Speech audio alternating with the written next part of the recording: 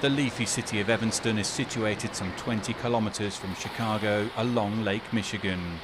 Soon it will become the first US city to pay reparations to some of its black residents. The 5th Ward area of the city is predominantly black following decades of housing policies that pushed black residents into a small area. As part of its restorative housing program, Evanston will grant up to $25,000 to some of its eligible black residents for down payments or home repairs.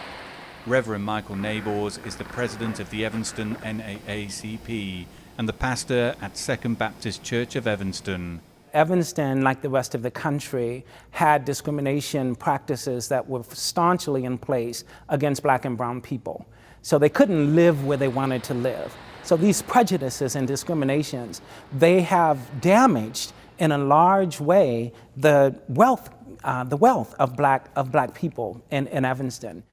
The housing program is the first initiative of a $10 million reparation fund that will be financed by donations and revenue from the city's tax on the sale of recreational marijuana.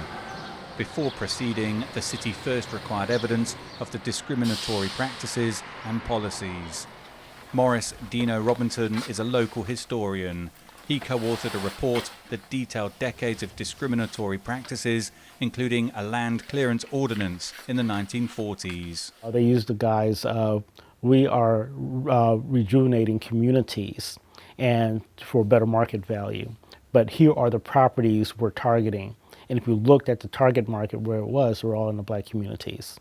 An effort to move and forcibly move small pockets of black populations in quote-unquote wealthy areas and push them into one area of Evanston or push them out of Evanston altogether.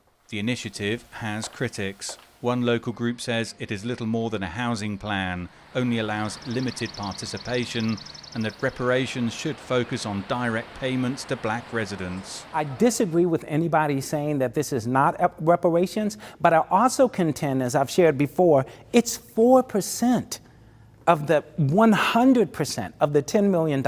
So this is a first step that I think is going to lead into something that is tremendous, that everybody in Evanston can be proud of, but that will be particularly beneficial for black and brown people.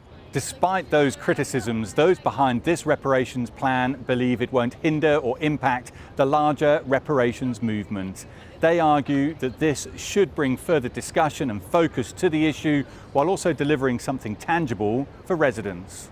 Other cities and towns have already reached out to organisers, expressing an interest in copying the plan.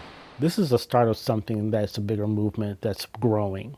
And you have to start with something to demonstrate that it can be done. All of these different communities are thinking this is something that we can do in our community. How do we start? Where do we begin? And I think we have answers for that.